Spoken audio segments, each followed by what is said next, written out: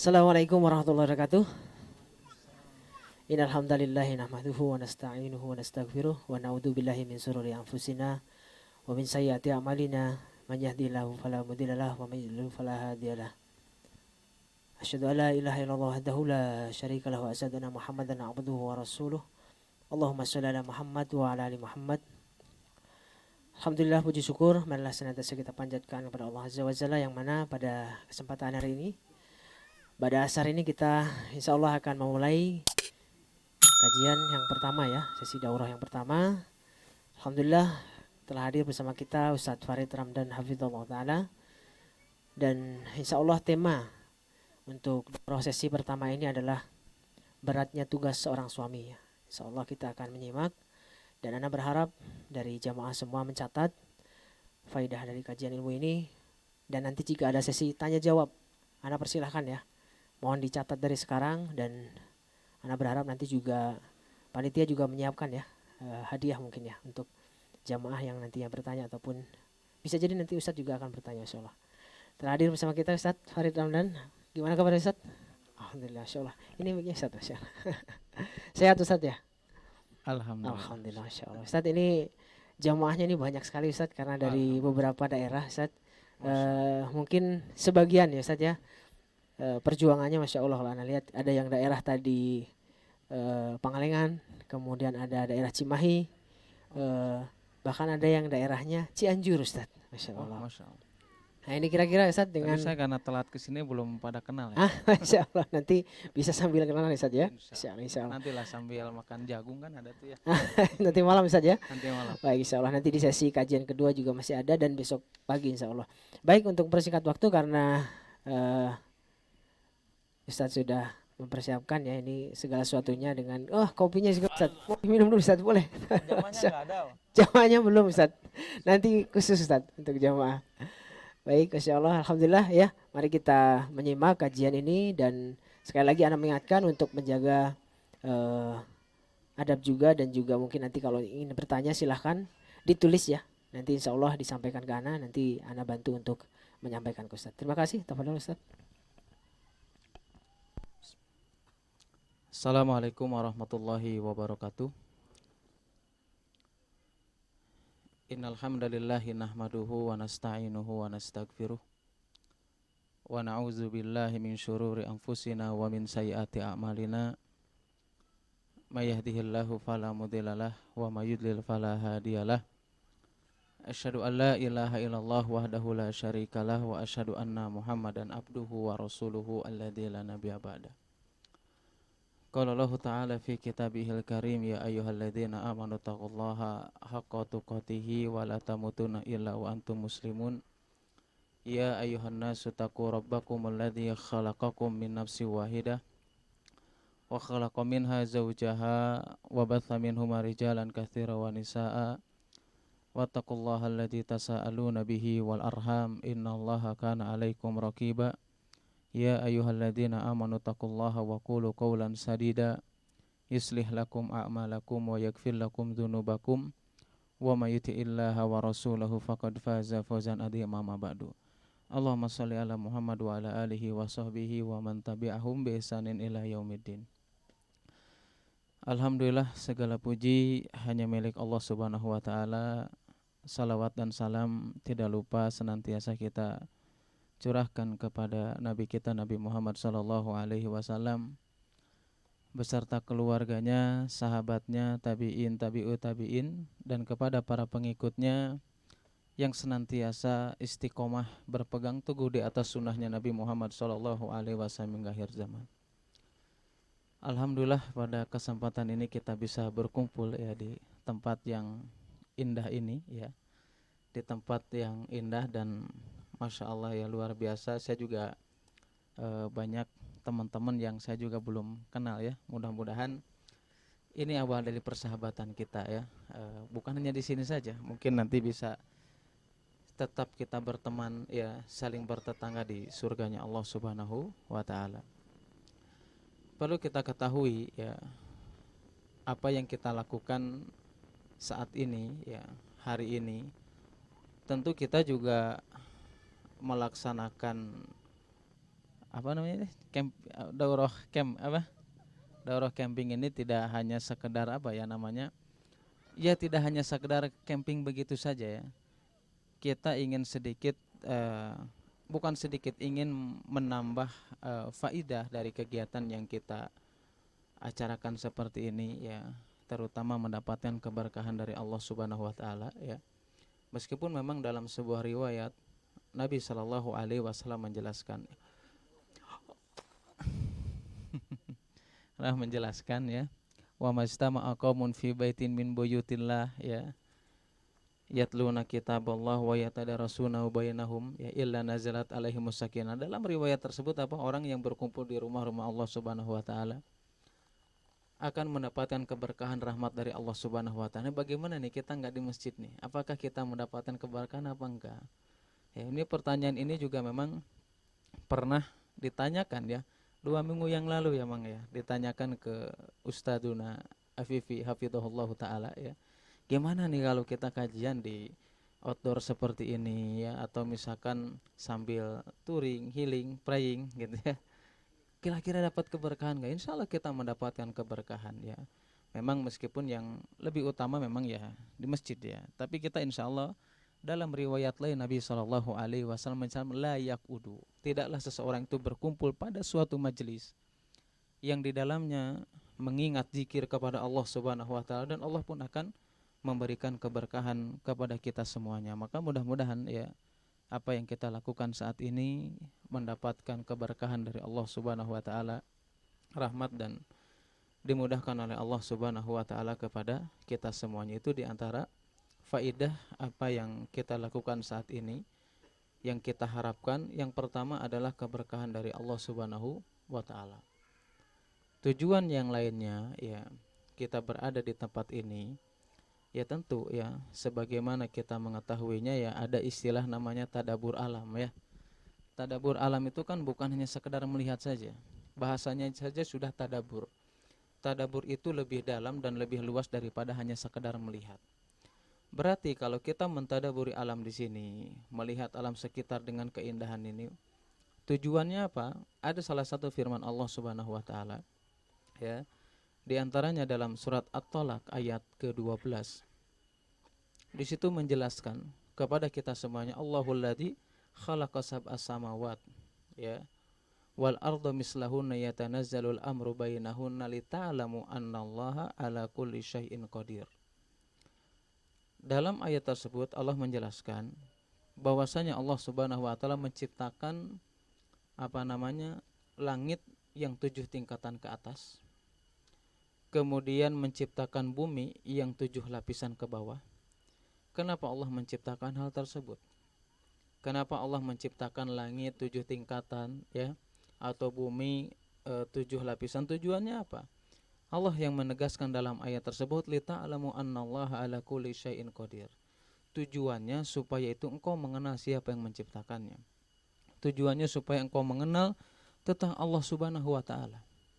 Ya, ketika kita melihat di antara tanda-tanda kekuasaan Allah Subhanahu wa taala, di antara cara kita untuk mengenal Allah Subhanahu wa taala, makanya dijelaskan oleh para ulama ya, ketika kita memahami atau mentadaburi atau menghafalkan, mengimani nama dan sifat Allah Subhanahu wa taala, itu di antara sebab kita semakin mengenal, semakin dekat dengan Allah Subhanahu wa taala, dan dengan mengenalnya Allah Subhanahu wa taala maka semakin dalam penghambaan kita kepada Allah Subhanahu wa taala. Semakin kurang mengenal ya, semakin kurang mengenal Allah Subhanahu wa taala, maka orang semakin kurang kehusuannya kepada Allah Subhanahu wa taala. Semakin dia mengenal, semakin dia mentadaburi, semakin kuat keimanannya kepada Allah Subhanahu wa taala. Dikatakan Syekh Abdurrahman As-Sa'di rahimahullahu taala bahwasanya semakin kuat, semakin mengenal kita kepada Allah Subhanahu wa taala, maka itulah ruh inti daripada keimanan seseorang. Ya, ruh inti keimanan seseorang adalah ketika mengenal Allah Subhanahu wa taala. Jangan sampai selama ini kita mengaku mengetahui Allah Subhanahu wa taala tapi kita tidak mengenalnya. Ya, mengenalnya dengan apa ya? Salah satunya dengan hal yang seperti ini. Kan Ada dua ya, kalau nggak salah ada dua apa tiga cara mengenal Allah itu.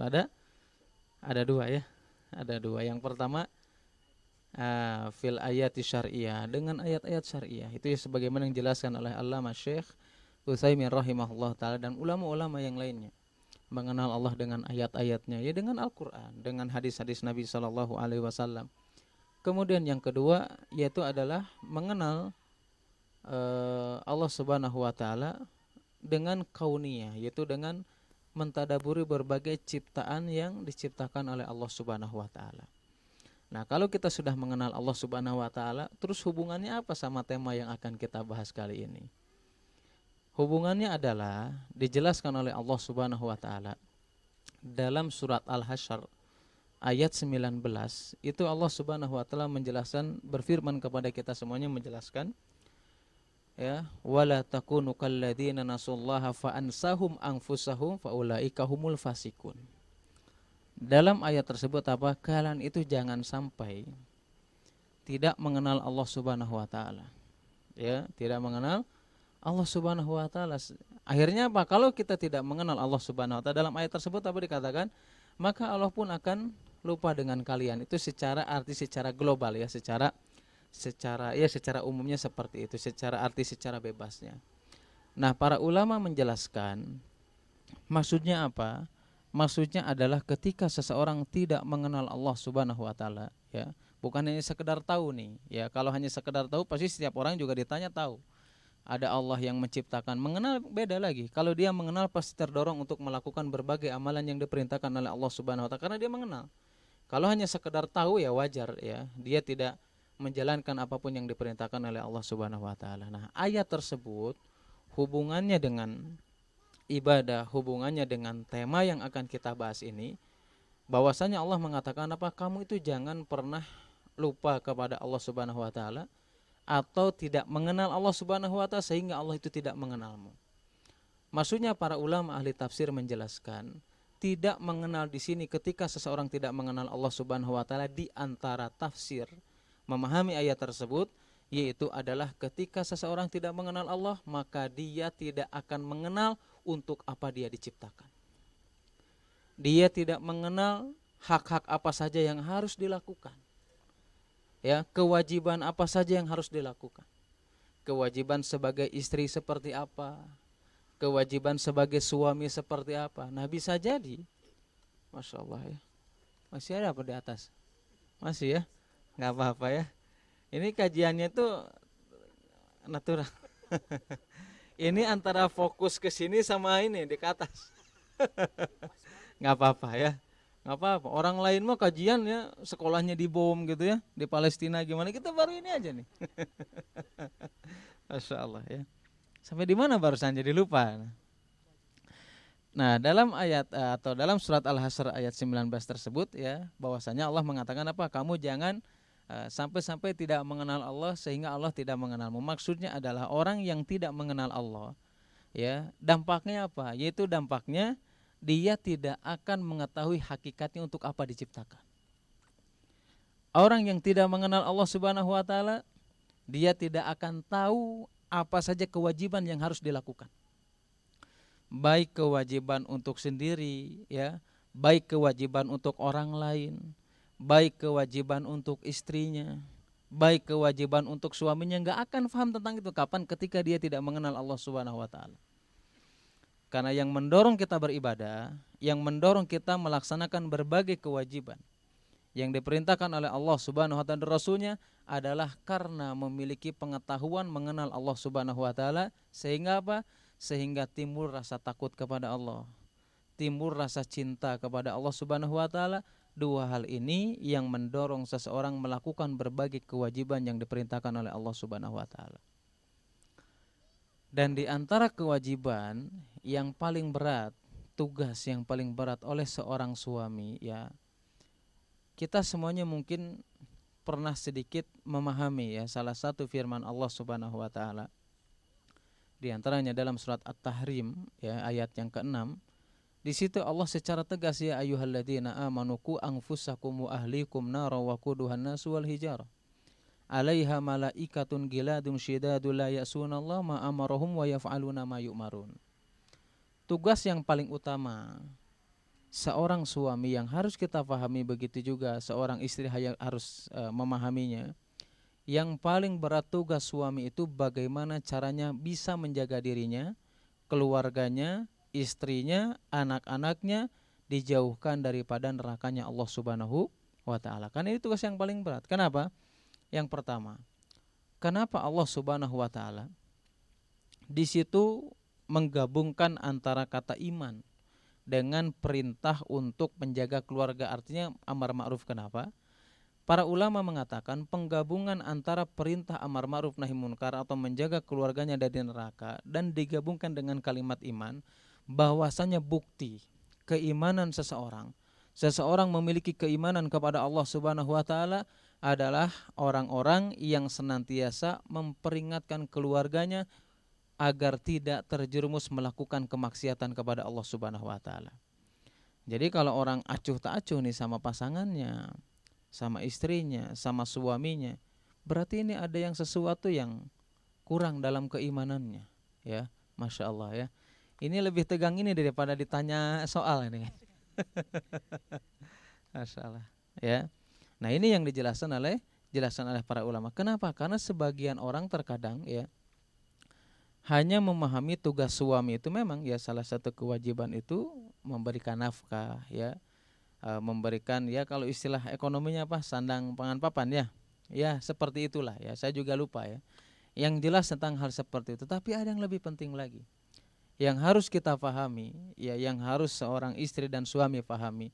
Tugas yang paling berat oleh seorang suami itu adalah bagaimana caranya mendidik istrinya, bagaimana caranya bisa mengajak keluarganya, mengajak anak-anaknya agar senantiasa mereka mengerjakan apapun yang diperintahkan dalam Al-Quran dan Sunnah Nabi Shallallahu Alaihi Wasallam. Ya, kita jangan sampai selama ini fokus bagaimana ya caranya bisa memanjakan anak kita saja, bukan hanya seperti itu. Ya kita boleh-boleh saja memanjakan istri kita, memanjakan anak kita boleh-boleh saja, nggak masalah. Ini sesuatu yang dibolehkan. Cuman terkadang ya ini ada salah satu ungkapan yang dijelaskan oleh Al-Imam Ibnul Qayyim rahimahullahu taala. Beliau mengatakan betapa banyak orang ya yang membinasakan anak dan keturunannya. Ya, apa yang dikatakan oleh Imam Ibnul Qayyim rahimahullahu taala, apa yang membinasakannya? Ya, beliau mengatakan apa? Betapa banyak orang yang membinasakan anaknya, buah hatinya atau keturunannya. Apa yang menjadikan mereka binasa? Kata Al-Hafidz Al-Imam Ibnul Qayyim rahimahullah ta'ala, yang pertama adalah dia acuh terhadap anaknya. Yang kedua, dia tidak mendidik keluarganya, tidak mendidik anaknya.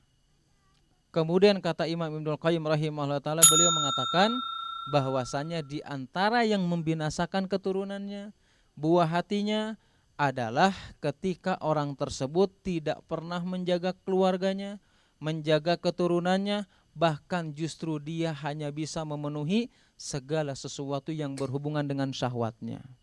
Ya. Kemudian apa lagi? Kemudian kata Ibnul Qayyim rahimahullah ta'ala mengatakan lagi, dan di antara yang membinasakan anak dan keturunan kita atau keluarga kita adalah ketika seseorang ya menyangka dengan memenuhi syahwatnya itu adalah sesuatu kebahagiaan, padahal itu adalah sebuah kezaliman. Dan terkadang seseorang dengan memberikan, memenuhi segala sesuatu yang berhubungan dengan syahwatnya, dia merasa bahwa hal tersebut adalah karunia atau mengasihaninya, ternyata itu justru apa? Membinasakan anak dan keturunannya. Kemudian di akhir kalimatnya kata Imam Ibnul Qayyim mengatakan apa? Betapa banyak rusaknya anak, ya, rusaknya keturunan itu disebabkan oleh bapaknya. Ini Imam Ibnul Qayyim yang menjelaskan. Ya, artinya apa? Ya, tugas kita ini saking beratnya apa? Bahkan kalau kita merujuk ke perkataannya Imam Ibnul Qayyim, berarti apa? Rusaknya anak kita, rusaknya keturunan kita itu salah satunya faktor dari orang tua dan salah satunya adalah bapaknya. Ya, jadi jangan pernah menyalahkan kalau anak kita nakal gitu ya. Anak kita nggak baik, ya. Kadang kita nggak mau nerima tuh. Kadang kita marahnya apa kalau kata bahasa Sunda, oh anak saha maneh gitu ya. padahal anak bapak gitu ya. Padahal apa? Kita sering seperti itu. Ya, kita sering menyalahkan anak kita karena bandel. Kita sering menyalahkan keturunan kita karena enggak taat. Lo bisa jadi kitanya yang enggak taat. Ada orang yang mengeluh karena anaknya tidak berbakti kepadanya. Bisa jadi kita enggak berbakti kepada orang tua kita masing-masing. Atau bisa jadi selama ini kita menafkahi anak kita, keturunan kita dengan sesuatu yang diharamkan oleh Allah Subhanahu wa taala. Makanya para perempuan salaf terdahulu, ya, kalau suaminya mau cari nafkah nih, mau ninggalkan rumahnya, apa yang pertama kali diucapkan? Bukan ucapan apa, "Pah, kalau pulang jangan lupa bawa oleh-oleh," ya, kayak gitu. Pergi keluar kota Togas ke Jogja, "Pak, jangan lupa bawa bakpia," gitu enggak, Mang? Enggak ya? Justru wanita salaf terdahulu itu, kalau suaminya pergi itu, apa yang pertama kali diwasiatkan? Karena apa? Karena dia tahu betapa berat tugas suami. Betapa berat kewajiban yang harus dilakukan oleh suami. Sampai mereka mengatakan apa? Janganlah engkau pulang kecuali engkau membawa makanan yang halal.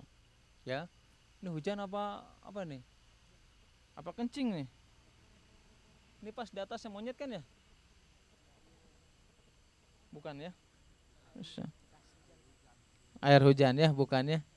Kalau air kopi dari sini. Ya. Wanita salaf ketika itu mengatakan apa?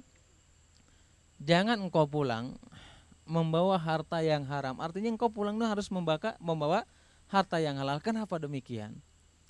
Mereka mengatakan apa? Bahwasanya kami lebih bisa sabar menahan rasa lapar daripada kita harus menahan azab siksa dari Allah Subhanahu wa taala karena yang kita berikan adalah sesuatu yang haram.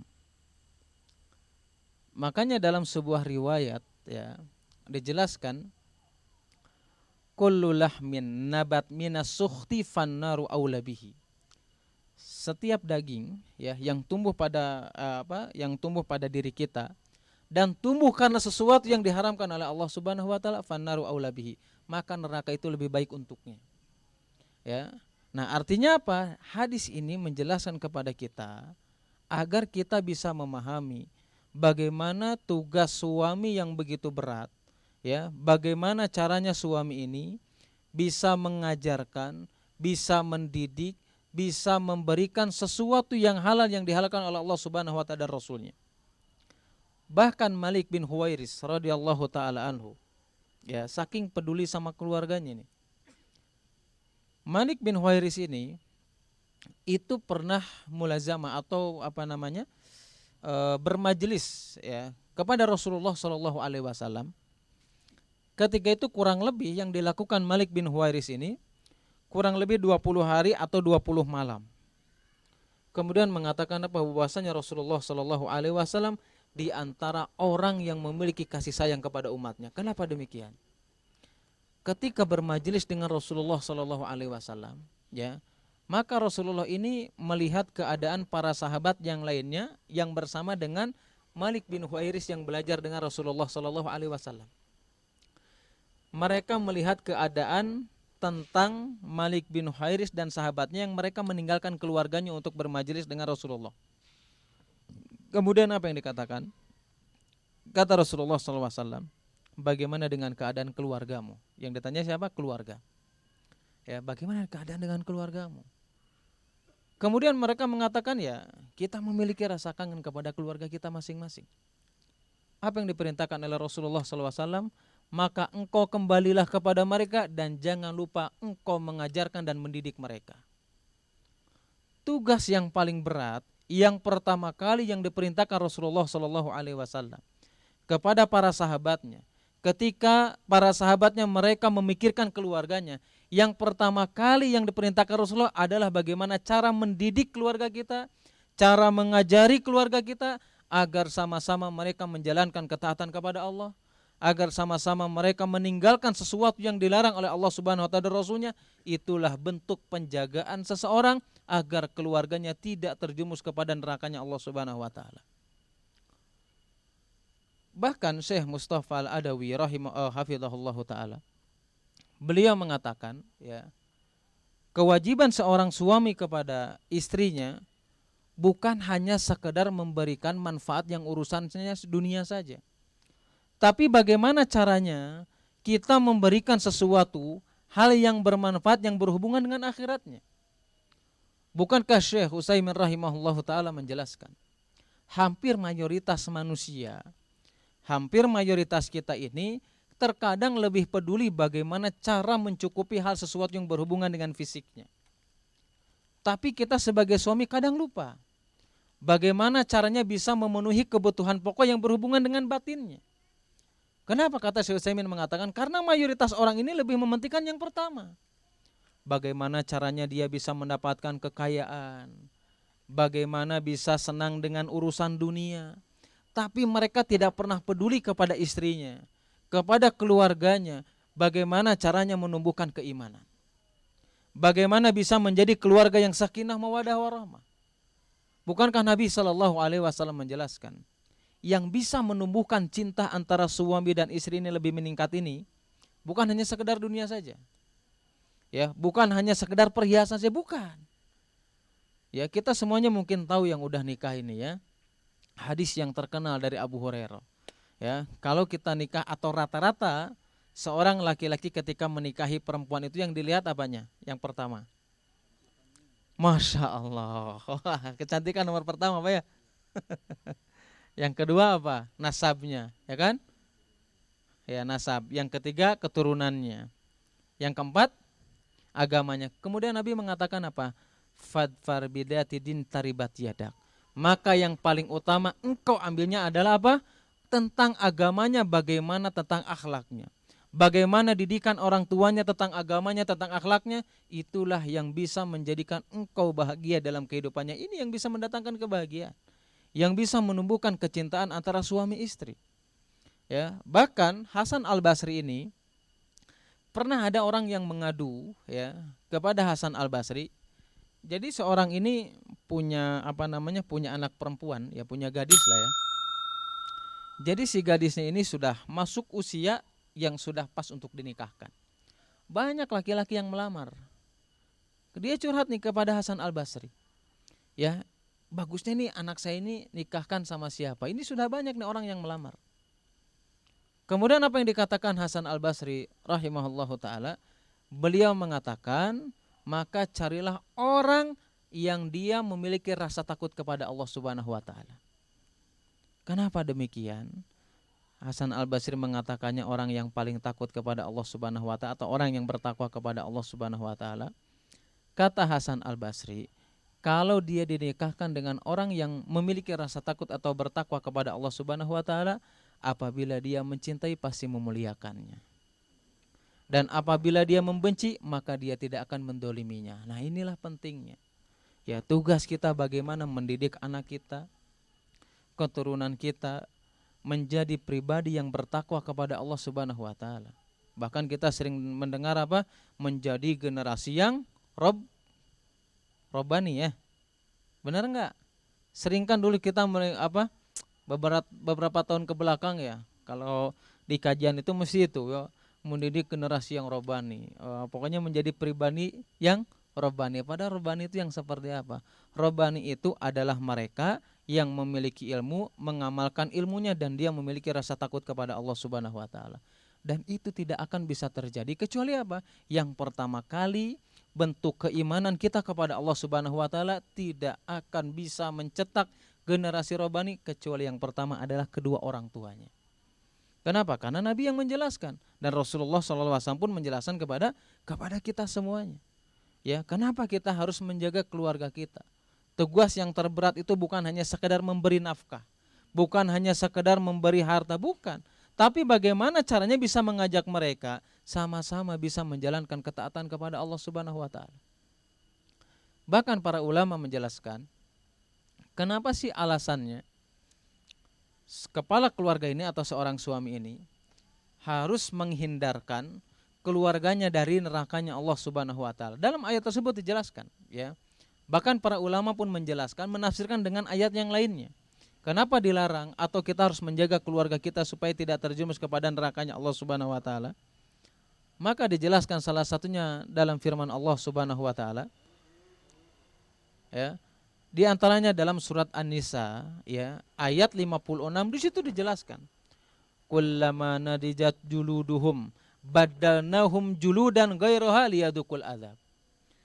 Kenapa demikian? Karena apa? Orang kalau sudah dimasukkan ke nerakanya Allah Subhanahu wa taala karena dosa dan kemaksiatan yang dia lakukan, maka Allah Subhanahu wa taala bagaimana caranya mereka bisa mendapatkan azab siksa dari Allah Subhanahu wa taala. Meskipun kulit kita sudah gosong, kulit kita sudah rusak, badalnahum juludan.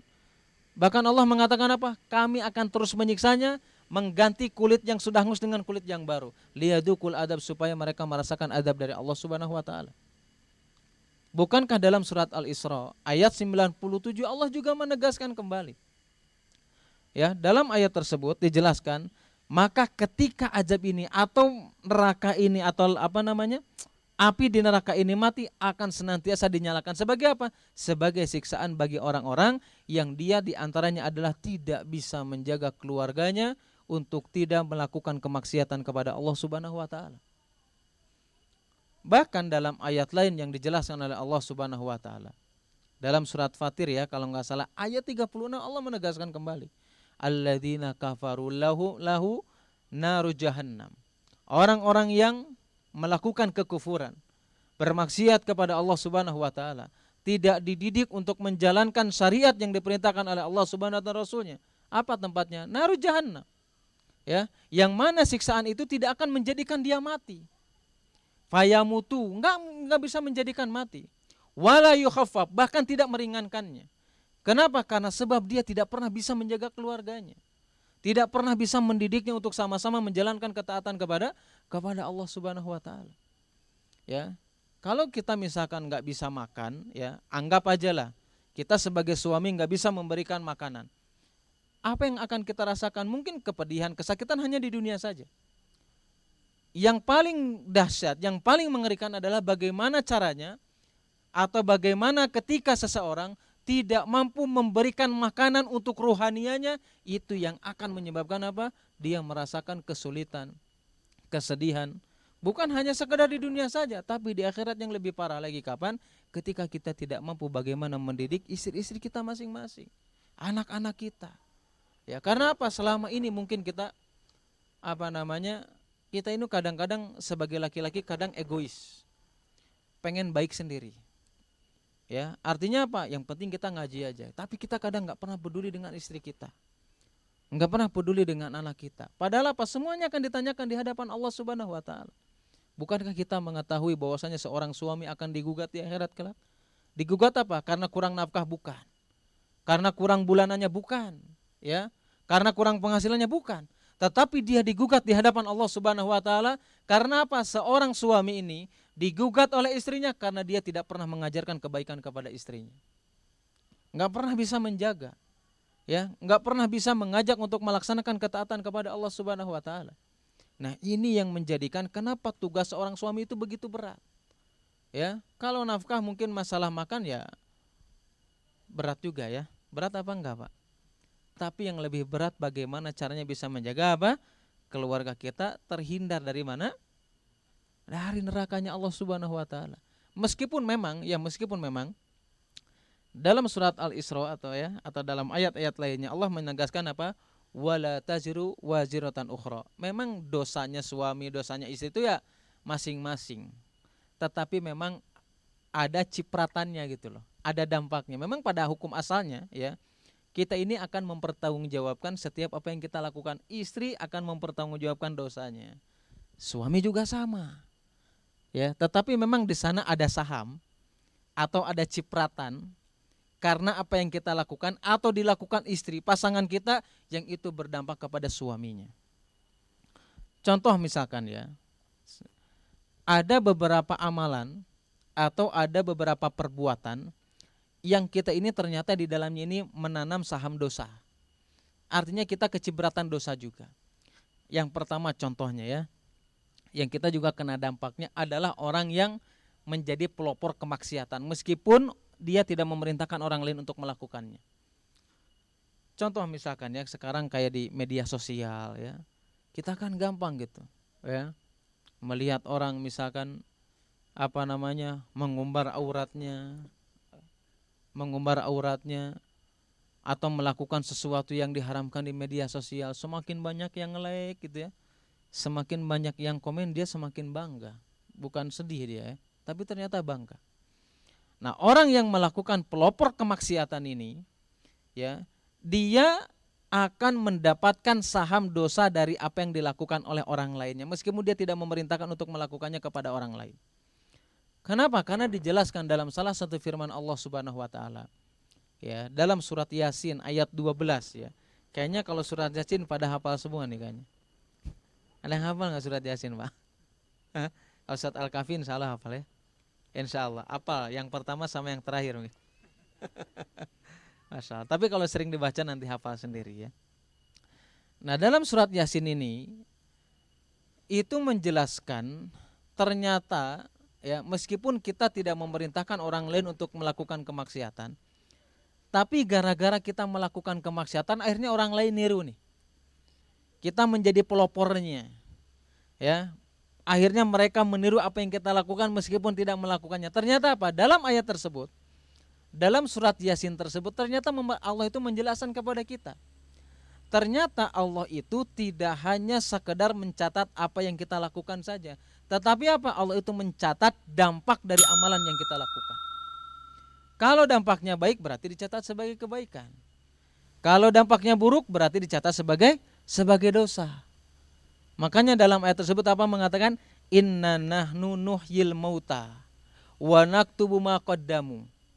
Bahwasanya kami, kata Allah Subhanahu wa taala, kami itu menghidupkan sesuatu yang mati.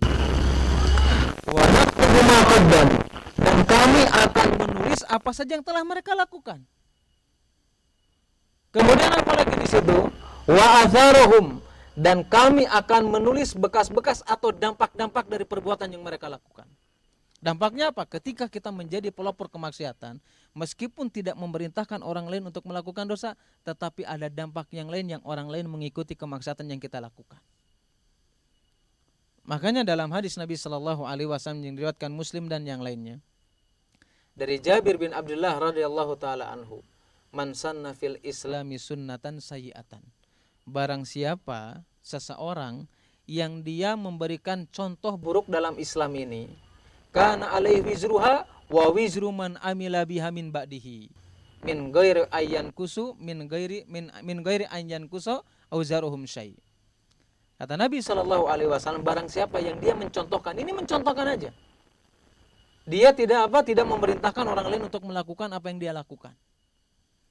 Apa yang dikatakan Nabi sallallahu alaihi wasallam? Orang yang mencontohkan saja, yang tidak ada niatan untuk mengajak orang lain melakukannya saja.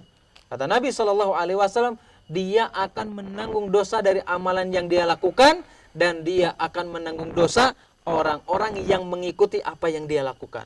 Min ghairi anyan kuso, tanpa sedikit pun mengirangi dosa dari orang yang mengikutinya. Ini satu. Yang kedua, di antara dosa yang memiliki dampak atau kita kecipratan dari dosa yang dilakukan oleh orang lain, kalau yang pertama pelopor ya. Kalau yang kedua adalah orang yang mengajak kepada kemaksiatan. Ada nggak kira-kira orang yang mengajak kemaksiatan? Banyak ya, sekarang banyak. Misalkan apa? Ya banyak lah pokoknya. Ada orang yang mengajak kemaksiatan kepada seseorang. Nah, orang yang mengajak kemaksiatan ini Allah Subhanahu wa taala mengabadikan ya, dalam salah satu firman-Nya menjelaskan kepada kita semuanya, kalau nggak salah dalam surat An-Nisa ya, 146 kalau nggak salah ya. Saya kadang lupa nomor ayatnya. Di situ Allah Subhanahu wa taala menjelaskan bagaimana akibat orang-orang kafir, orang-orang yang senantiasa bermaksiat kepada Allah Subhanahu wa taala ini, selain mereka merasakan dosa yang dia lakukan, dia juga apa? Merasakan dosa akibat orang yang mengikuti atau orang yang diseru untuk bermaksiat kepada Allah Subhanahu wa taala. Dalam ayat tersebut mengatakan apa? Liyahmilu auzarahum kamilatan yaumal qiyamah wa min auzaril ladzina yudilluna.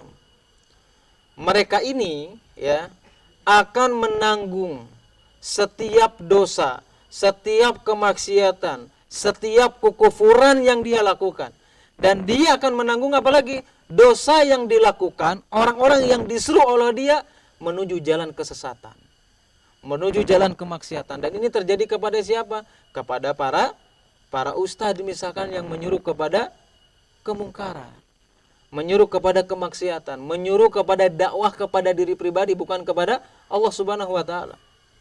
Orang-orang yang menyuruh dakwahnya apa? Menuju sesuatu yang memang tidak pernah disyariatkan oleh Rasulullah SAW. Dia akan dipertanggungjawabkan di hadapan Allah Subhanahu wa taala. Ya, makanya para ulama menjelaskan, di antaranya Imam Al-Qurtubi dalam kitab tafsir beliau, ketika menjelaskan ayat tersebut, beliau mengatakan apa? Bahwasanya inilah ayat yang menjelaskan orang-orang kafir, orang-orang yang menyuruh kepada kesesatan, kepada kemaksiatan ini, selain daripada dia akan menerima, menanggung dosa dan akibat kemaksiatan yang dia lakukan, maka dia tidak akan pernah diberikan keringanan sedikit pun dari siksaan ketika ada orang yang mengikuti melakukan dosa yang dia lakukan, tidak diberikan sedikit pun keringanan. Bahkan Allah Subhanahu wa taala menjelaskan, ya, dalam firman yang lain Allah Subhanahu wa taala mengatakan kepada kita semuanya, ya, qad nazzala 'alaikum fil kitab, ya, in idza sami'tum ayatillah yukaffirunaha wa yustahza'u biha, ya, fala taqudu ma'hum hatta yakhudu min hadisin ghairi.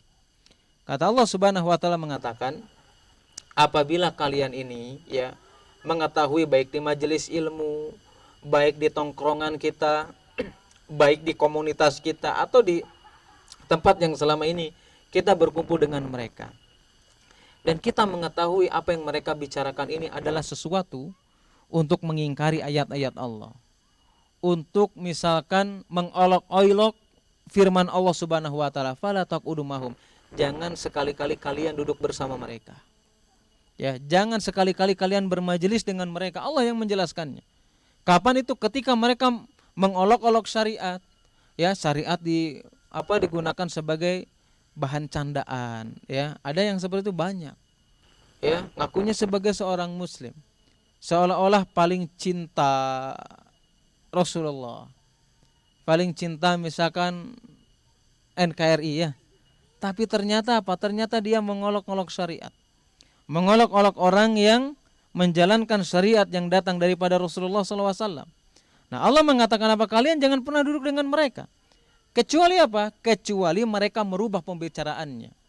Kalau kalian duduk di tempat itu, dikatakan Imam Qurtubi dan yang lainnya, berarti apa? Di antara orang yang ketika dia duduk di majelis yang di dalamnya menjelaskan atau mengolok-olok syariat, menghina Al-Quran, menghina syariat, berarti ketika orang duduk di situ sama saja dia meridhoi apa yang mereka lakukan. Maka kuncinya apa? Kita harus meninggalkannya. Nah ini yang kedua, ya. Jadi apa?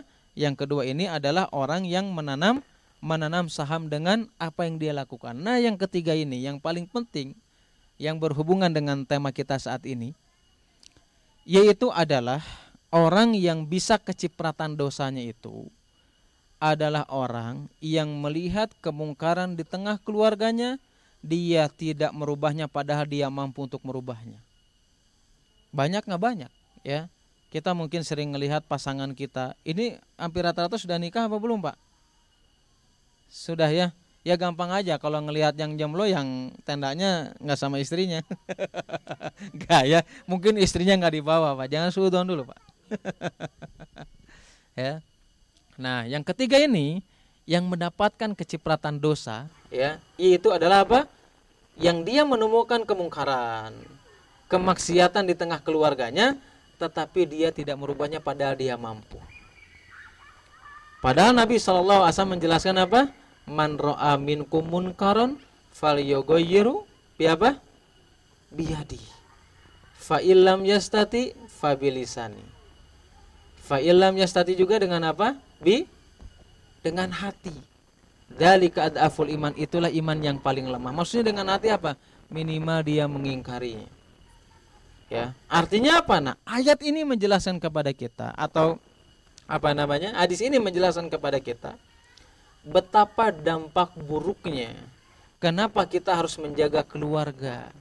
kenapa kita harus merubah kemungkaran yang ada di tengah-tengah keluarga kita? Kenapa? Karena Nabi SAW menjelaskan, di antara seseorang mendapatkan kemurkaan dari Allah Subhanahu wa taala adalah 3 hal. Ya, kata Nabi SAW, la yandurullah.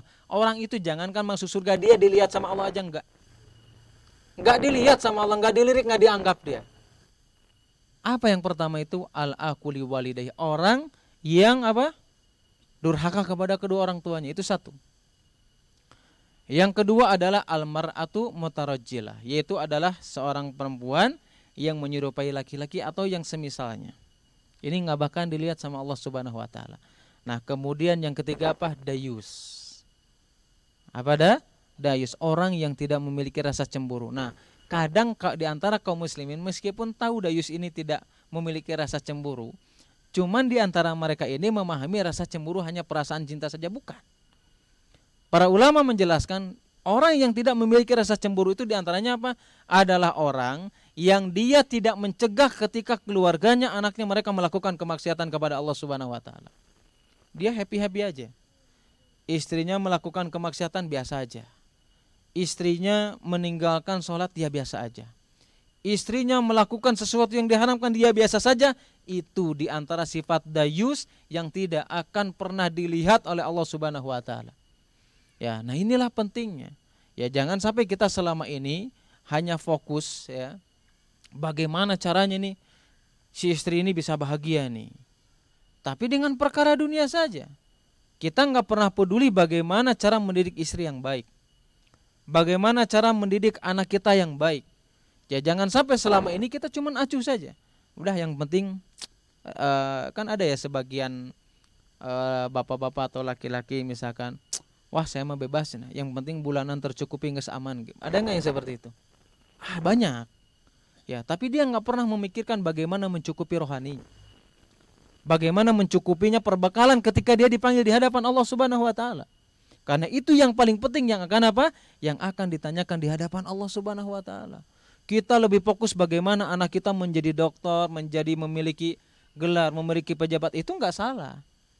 Tetapi apa yang paling penting bagaimana dia memiliki agama yang baik, akhlak yang baik, menjalankan syariat yang diperintahkan oleh Allah Subhanahu wa taala. Karena yang akan menjadikan ya orang tua kita atau kita sebagai orang tua diangkat derajatnya di sisi Allah Subhanahu wa taala. Ada dalam sebuah riwayat dijelaskan, ada orang tua ya, seorang ayah ini atau orang tua itu tiba-tiba surganya ini dipindahkan di surga yang paling tinggi lagi. Si orang tua ini nanya ya, wahai Rob, apa sih yang menjadikan aku ini ya, ibaratnya apa? Apa yang menjadikan aku ini diangkat derajatnya apa? Apa aku nggak tahu apa namanya, nggak tahu apa sebabnya sehingga aku bisa diangkat di dalam surga ini ke derajat yang lebih tinggi. Apa dikatakan oleh Allah Subhanahu wa taala, bistighfari waladukalaka. Yang mengangkat derajatmu ini bukan harta yang dia miliki. Yang mengangkat derajatmu ini bukan jabatan yang dia miliki. Yang mengangkat derajatmu bistighfari waladukalaka. Yang mengangkat derajatmu adalah karena istighfar dan doa ampunan anakmu untukmu, itu yang mengangkat derajatnya. Apakah kita bisa menjadi ya, mencetak generasi yang bisa mendoakan orang tua tanpa kita mempelajari Al-Quran dan Sunnah? Enggak mungkin. Ya, makanya apa hal yang paling utama, bagaimana caranya mendidik keluarga kita, anak kita semakin bertakwa, semakin memahami apa yang dijelaskan dalam Al-Quran dan Sunnah Nabi SAW. Dampaknya salah satunya adalah bisa mengangkat derajat kita di surganya kelak. Dengan sebab apa? Dengan sebab doa anaknya. Karena apa? Karena memiliki ketakwaan kepada Allah Subhanahu wa taala. Ya, nah inilah yang pentingnya ya, yang bisa menjadikan seseorang tercipratnya dosa dari istrinya, dari anaknya adalah ketika dia tahu kemungkaran di tengah-tengah keluarganya, tetapi dia adem-adem saja. Ya nggak pernah peduli, pokoknya mah tenanan penting mah sok we happy. Kan ada yang seperti itu. Nggak peduli dia melakukan apa, nggak peduli dia dengan siapa, nggak peduli dia melanggar syariat. Pokoknya orang yang seperti itu adalah orang yang dia dikatakan adalah dayus, yang tidak memiliki kecemburuan ketika keluarganya, anaknya, istrinya melakukan kemaksiatan dan dia tidak apa, tidak menghindarkannya. Ya, kenapa demikian? Kalau kita seandainya seorang suami ini sudah menjelaskan ini loh nggak boleh, haram ya. Terserahlah manggilnya mama, baby, sayang gitu ya. Ini loh, ini itu sesuatu yang diharamkan. Ini kewajiban. Kalau kita sudah memberikan nasihat, menjelaskan mana yang hak, mana yang batil, urusan dia tidak mentaati itu bukan urusan kita. Tugas kita hanya menyampaikan saja. Ya inilah sesuatu yang haram. Urusan dia nerima atau tidak, urusan di antara dia dengan Allah Subhanahu wa taala. Tugas kita bagaimana menyampaikan hal tersebut. Ya, urusan istrinya misalkan nggak taat lagi sama suaminya meskipun sudah dinasihati ini haram, ini nggak apa-apa. Ya, bahkan kalau ada istri yang mana kita ini berniat untuk menyelamatkan dia baik di dunia ataupun di akhirat, tetapi dia berlaku nusuz, dia tidak taat, durhaka kepada suaminya. Itu dijelaskan dalam surat An-Nisa ayat 34 bahwasanya Allah Subhanahu wa taala berfirman, "Wallati takhafuna nusuzahunna fa'iduhunna wahjurhunna fil madaji wadribuhunna." Kata Allah Subhanahu wa taala mengatakan apa? Dan istri kalau kita sudah enggak kasih tahu nih nasihatnya, enggak boleh, ini haram ini. Ya, kamu harus menjalankan ini. Kalau dia enggak nurut kata Allah Subhanahu wa taala atau enggak taat, yang pertama apa? Fa'iduhunna, nasihati dengan cara yang paling baik. Bil hikmah wal mau'izatil hasanah, dengan cara yang paling baik, dengan akhlak yang baik, ya, dengan akhlak yang terpuji. Kadang ya istri ini nggak mau nurut sama kita dengan ucapan kita, bisa jadi ya karena mungkin perilaku kita yang nggak baik. Padahal misalkan bulanan wah full ya, kadang lebih misalkan dibeli ini dibeli itu, tapi kalau dinasihati kadang nggak nerima. Bisa jadi apa? Bisa jadi faktor akhlak kita, ya, faktor perilaku kita. Ya makanya kalau kita sebetulnya ya, bahkan ya kalau kita merujuk kepada para imam mazhab, tugas suami itu betul-betul berat ya, yang kadang kita juga sering melanggarnya. Contoh saja ya, yang dijelaskan di antara mazhab Hanafi, itu dijelaskan kalau seorang suami ini ya, ini akhlak yang baik, cuman kita juga sulit untuk mengamalkannya terkadang ya. Nah, dalam mazhab Hanafi ini, di antara akhlak seorang suami atau kewajiban suami ini adalah ketika dia bawa makanan pokok untuk keluarganya, untuk istrinya, tapi bahkan makanan pokok ini ya sesuatu yang harus diolah, ya harus dimasak lagi lah, makanan mentah gitu. Maka dalam mazhab Hanafi mengatakan apa? Kalau istrinya tidak mau mengolahnya, maka wajib bagi dia untuk membawa makanan yang siap dimakan. Ya, bahkan dalam di antara mazhab Maliki ya menjelaskan lagi, ya bahkan di antara mazhab Hambali sama seperti itu. Ternyata tugas kita itu berat ya. Bukan hanya sekedar urusan akhirat, dunia pun berat. Selain nafkah ini ada yang berat juga. Hal seperti itu aja berat, apalagi kita harus menjaga keluarga kita agar mereka tidak melakukan kemaksiatan kepada Allah Subhanahu wa taala. Makanya ya, yang pertama kalau istri nggak taat, udah nasihati aja. Kalau dinasihati juga nggak nurut, ya, misalkan sudah dibelanjain tetapnya nggak nurut, ya, dinasihatin nggak nurut. Sudah diajak camping juga, anggar rungsing gitu. Ada yang kayak gitu, Pak. Ajak camping pas bulan tetap rungsing nih. Jangan, ya kan kita healing. Masya Allah ya. Healing, praying, yang nggak rungsing pokoknya. Ya. Nah kalau sudah dinasihati nih nggak nurut juga, kan banyak cara ya untuk menasihati teman, saudara, istri itu kan banyak. Bisa sambil seperti ini kan, kalau di rumah kadang-kadang baru dinasihatin sedikit langsung ngegas ya. Sambil camping kan bisa sambil santai, sambil jalan kita kasih nasihat. Kalau dinasihati nggak nurut juga kata Allah Subhanahu wa taala, wahjurhum fil madaji, maka dia harus dihajar tuh, diboikot. Diboikotnya seperti apa? Ya. Nah, dalam kitab Zadul Masir, Ibnul Jauzi rahimahullah taala mengatakan, diboikot yang pertama itu tidak diajak ngomong. Ya, tidak diajak ngomong meskipun mereka melakukan hubungan suami istri, nggak diajak ngomong. Yang kedua diboikotnya, tidak memenuhi kebutuhan apa? Biologis istrinya meskipun dia mau. Ini yang kedua nih. Cara apa? Cara memboikot istri yang dijelaskan apa? Oleh siapa? Ibnu Jauzi. Yang ketiga cara memboikotnya, ketika dia diranjang dia menggunakan kata-kata yang tegas. Dan yang keempat cara memboikotnya ya pisah ranjang. Ya. Saya pernah dapat ketika menjelaskan ini ya di salah satu masjid lah, pokoknya di Kenasoli ya. Ustaz, saya alhamdulillah pernah mengamalkan boikot tersebut sama istri saya.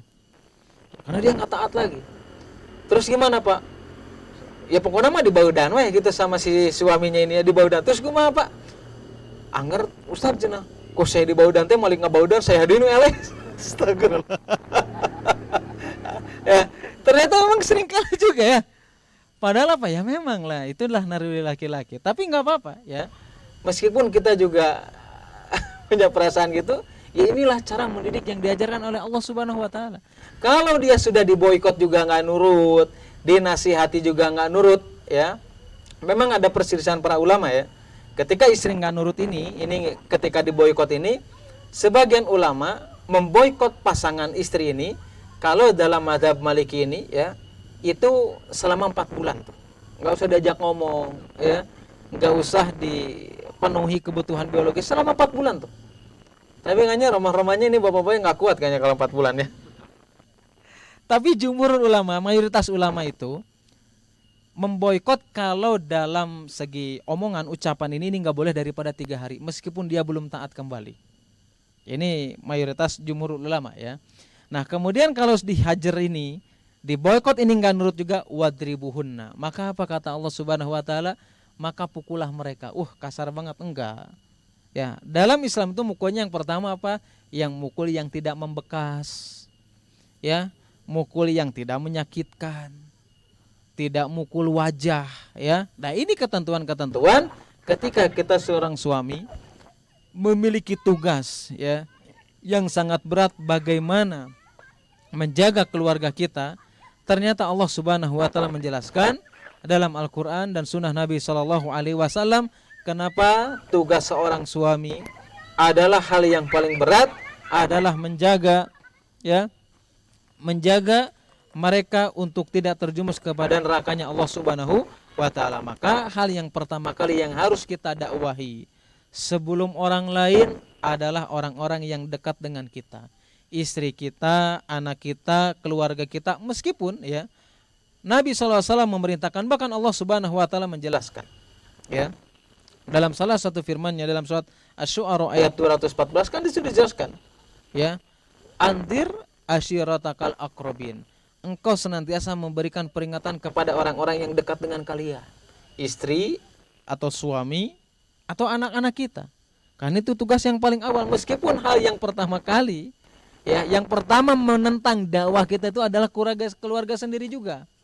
Ya, tetapi di sisi lain hal yang paling pertama yang harus kita dakwahi adalah diantaranya keluarga kita sendiri, adalah istri kita. Kenapa? Karena inilah contoh Nabi Shallallahu Alaihi Wasallam yang senantiasa dilakukan Rasulullah SAW. Rasulullah SAW ini, ya, ketika beliau dakwah yang pertama kali, beliau apa? Mengumpulkan, ya, ketika di Mekah ini, mengumpulkan berbagai manusia yang ada di sekitarnya tersebut dikumpulkan oleh Rasulullah SAW. Sampai orang yang gak bisa hadir saja, mereka mengutus untuk bisa mendengar nasihat Rasulullah SAW. Apa yang pertama kali diucapkan oleh Rasulullah SAW? Wahai Bani Abdul Muthalib. Abdul Muthalib ini siapa? Keluarganya. Wahai Bani Fihr, itu keluarganya. Nah ini sebagai contoh yang dicontohkan Nabi SAW. Yang pertama kali tugas yang paling berat adalah bagaimana caranya menjadikan keluarga kita, atau bagaimana caranya kita bisa menjaga keluarga kita agar mereka tidak terjerumus ke dalam nerakanya Allah Subhanahu wa taala. Karena itu tugas yang paling berat bagi seorang suami, bukan hanya sekedar mencari nafkah. Wallahu a'lam bishawab ya. Itu mungkin secara singkatnya ya. Karena memang pembahasan seperti itu memang luas ya. Tapi minimal kita memahami secara global apa yang dijelaskan dalam Al-Qur'an dan sunnah Nabi sallallahu alaihi wasallam, betapa beratnya tugas suami ya, yang harus kita pahami sebagai suami, begitu juga harus dipahami oleh keluarga kita, oleh istri kita masing-masing. Wallahu a'lam bishawab.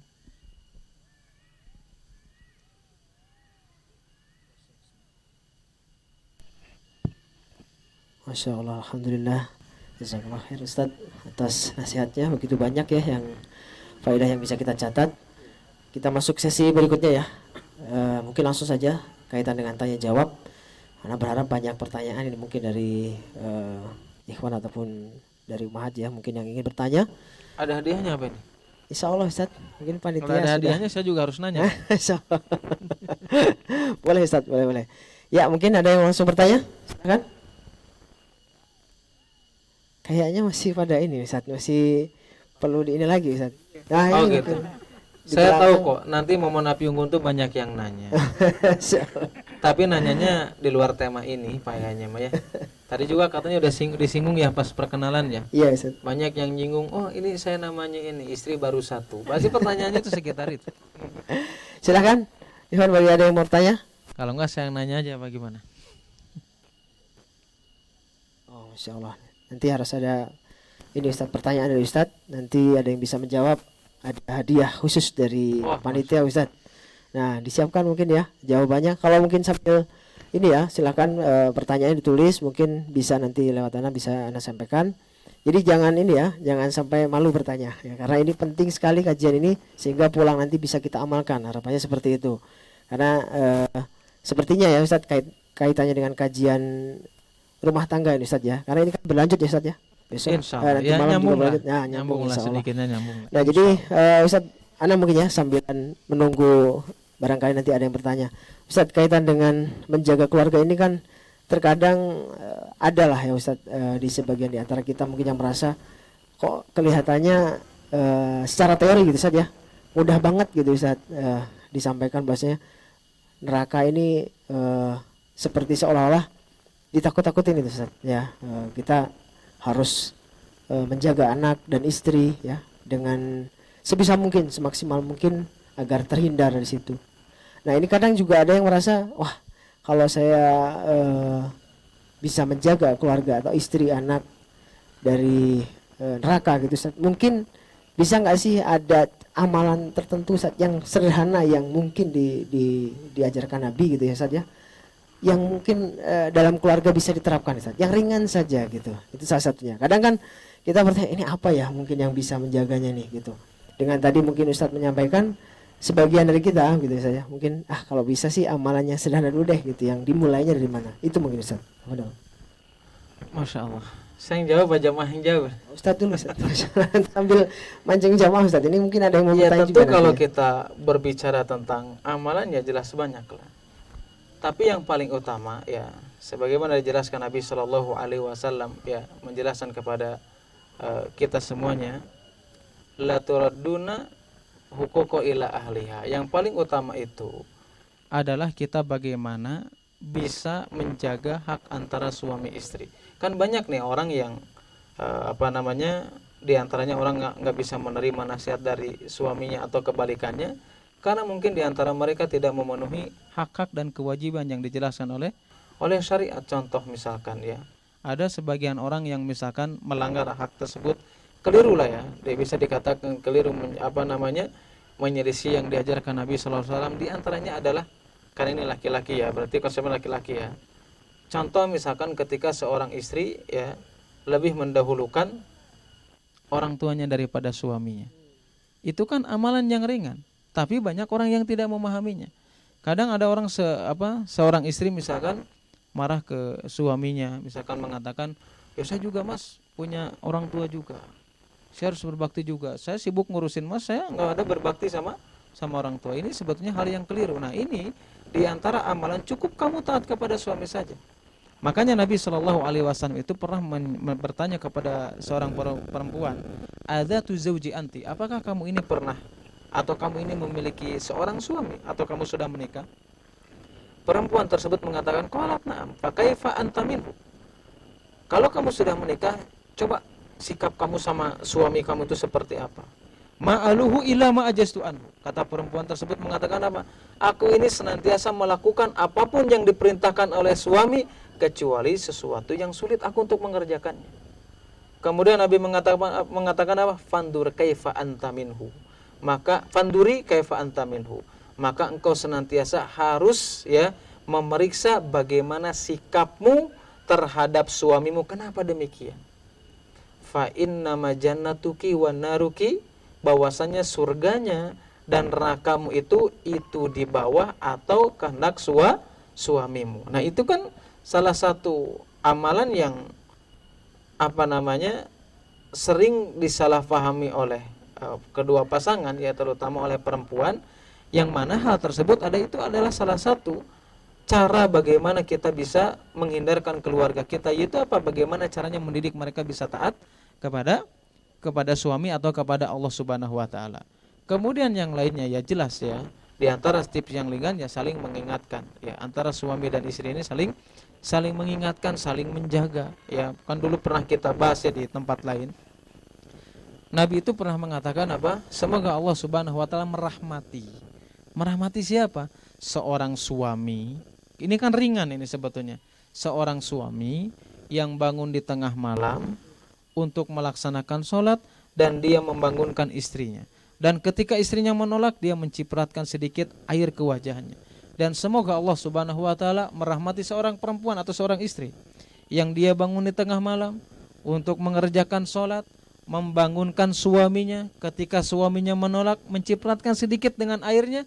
Itu adalah di antara doa Nabi sallallahu alaihi wasallam agar mendapatkan rahmat. Nah, ini di antara amalan yang mungkin ringan ya, di antara bentuk cara mengingatkan kita agar kita saling menghindarkan dari nerakanya Allah Subhanahu wa taala. Salah satunya sholat malam, mengingatkan dengan berbagai ketaatan yang diperintahkan oleh Allah Subhanahu wa taala. Cuman terkadang ya, seorang istri karena sayangnya sama kita tapi sayangnya mungkin sedikit keliru ya. Kadang kalau mau bangunin tengah malam, aduh karunya gitu ya. Ningali si bapana, aduh karunya cenah capek, padahal ya itulah cara menjaga keluarga kita. Salah satu nasihat saling mengingatkan agar mereka senantiasa saling menjaga dari nerakanya Allah Subhanahu wa taala. Allah alam bisawab ya. Tentu kalau berbicara amalannya banyak ya. Allah alam bisawab. Masya Allah, jazakallah khair Ustaz. Mungkin ada jamaah? Masya Allah, alhamdulillah. Assalamualaikum warahmatullahi wabarakatuh. Waalaikumsalam. Tadi kan Pak Ustadz menyebutkan dalam sebuah ayat, peliharalah dirimu dan keluargamu dari api neraka. Nah, pertanyaannya, apakah ini ditujukan hanya keluarga di sini, maksudnya untuk anak dan istri saja? Nah, bagaimana dengan misalkan saudara kandung, adik kandung atau kakak kandung yang mereka sudah berumah tangga kemudian melakukan kemaksiatan, apakah kita ada kewajiban juga untuk memberikan nasihat? Nah, yang ditakutinya malah kita mencampuri urusan keluarga mereka gitu. Jadi apa yang harus kita lakukan? Apakah ada kewajiban untuk memberikan nasihat kepada mereka? Ya, jazakallahu khair. Wah iya. Kan itu dalam ayatnya secara umum ya. Di situ dijelaskan apa? Ya ayyuhalladzina amanu qu anfusakum wa ahlikum. Ahli itu kan keluarga. Itu kan bahasa Arab ya, secara arti bahasa Indonesia pun ya. Ahli itu adalah keluarga. Dan keluarga yang pertama terdekat siapa? Dekat dengan suaminya, istrinya, anaknya. Tapi konteksnya ahli di situ para ulama ahli tafsir menjelaskan adalah keluarga seluruhnya.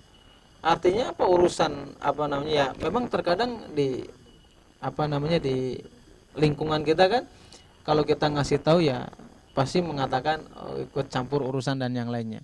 Ini bukan masalah ikut campur, kan tadi dijelaskan ya. Siapapun yang melakukan kemungkaran, Nabi mengatakan apa? Man ra'a minkum munkaran falyughayyirhu biyadihi bilisan wa biqalbi, kan gitu. Nah, ketika engkau melihat kemungkaran, engkau rubah dong dengan tanganmu, dengan lisanmu atau dengan hatimu. Artinya hadis ini adalah umum. Bukan hanya sekedar istri, bukan hanya sekedar anak, tetapi ini konteksnya umum, terutama adalah keluarga ya. Selama ini adik sepupu misalkan yang memiliki hubungan nasab ya jelas itu keluarga. Ini dalilnya secara umum. Cuman yang paling diutamakan yang pertama adalah yang paling dekat dengan kita. Allah alam bisawab.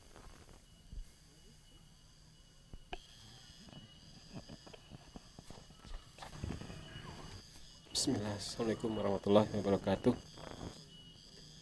Ustadz, mohon diulangi tadi yang penjelasan yang kuanfusakum alikum naro, sama kan kalau bagi kami yang awam terkesan kontradiktif sama yang tadi la yajir wajiratu wijra ukhra gitu Ustadz. Mohon penjelasan kembali. La yajir wajiratu wijra ukhra ya tadi. Itu jadi Anda takut salah memahami, jadi dosanya itu atas tanggung jawab yang tidak kita kerjakan gitu Ustaz, apa bagaimana? Ya artinya kan gini, setiap orang itu kan tadi dijelaskan ya, mempertanggungjawabkan setiap amalan ya. Baik ya baik, buruk ya buruk. Tetapi di sana ada amalan yang memiliki dampak, kan tadi dalam surat Yasin ya. Dalam surat Yasin ayat 12 itu, di situ kan Allah Subhanahu wa taala menjelaskan bahwa Allah itu tidak hanya mencatat apa yang kita lakukan saja, tetapi Allah pun akan membalas mencatat dampak dari amalan yang kita lakukan. Nah, ketika ku angfusakum ini ya, apakah kontradiktif dengan dengan ala taziru waziratun ukhra, bahwasanya ini adalah urusannya masing-masing dan yang lainnya? Tentu yang enggak lah. Kenapa? Karena ketika kita tidak menjaga, berarti apa? Ada dampak dari amalan kita. Dampak dosa. Kenapa? Karena kewajiban kita untuk apa? Untuk mengingatkan, untuk menasihati. Berarti apa? Dia terkena itu bukan karena hanya sekedar amalan yang dia lakukan, tapi karena dampak dia tidak bisa menjaga istrinya. Kan tadi yang ketiga dijelaskan ya. Tapi karena lebih ke dampak dan kewajiban. Ya, dampak dan kewajiban. Wallahu a'lam bishawab. Jadi kalau enggak saya aja yang nanya nih.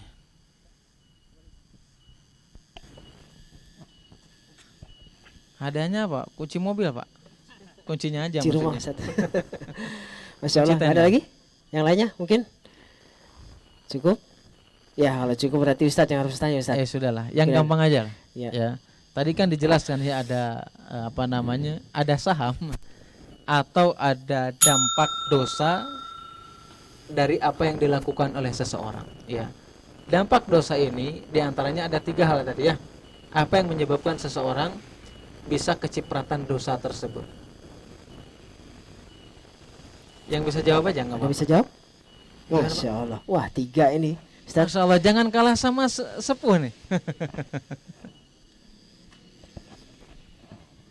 Kebetulan saya mencatat Ustadz, Wah, Masya Allah, nggak apa-apa Pak. tapi ya mohon maaf kalau saya salah. Pertama yang saya tangkap itu yang kecipratan dosanya ialah membantu atau menjadi pelopor kemaksiatan sesuai dalam Al-Quran surat Yasin ayat 12. Terus mengajak kemaksiatan. Ya, yang Ketiga membiarkan kemungkaran di keluarganya padahal dia mampu untuk menegur atau memperbaikinya. Masya Allah, sah? Sah. Masya Allah, ya. Masya Allah. Ini hadiahnya gimana? Nanti diantar Pak ke tenda insya Allah ya, sama kurir lokal di sini Pak. Ini mungkin cukup ya. Satu lagi tadi Ustaz ada 2 hadiahnya. Oh, Ustaz. ada 2 Masya- hadiahnya. ya. Masya Allah. 2 katanya Mas Hakim hadiahnya Mas Hakim. Apa daripada ya di luar tema tadi di mukadimah ya. Apa sih manfaatnya kita bisa dari tadabbur alam yang kita lakukan, atau manfaat dari mengenal Allah itu apa? Ada kan manfaatnya ya? Apa itu? Selain daripada mencintai dan memiliki rasa takut kepada Allah, selain daripada itu. Gimana Pak? Masya.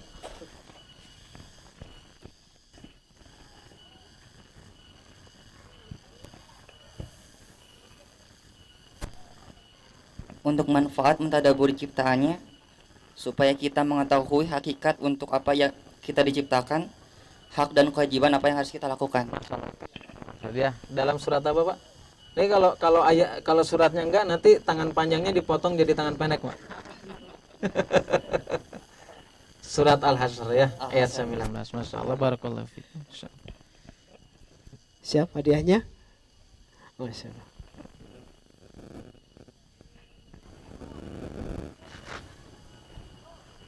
Baik, alhamdulillah.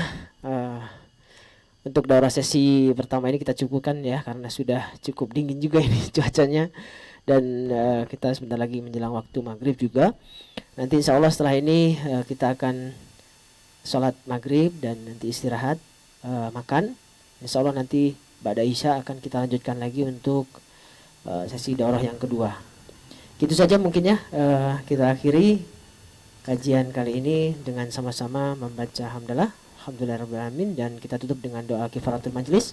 Subhanakallahumma wa bihamdika asyhadu an la ilaha illa anta astaghfiruka wa atubu ilaik. Assalamualaikum warahmatullahi wabarakatuh.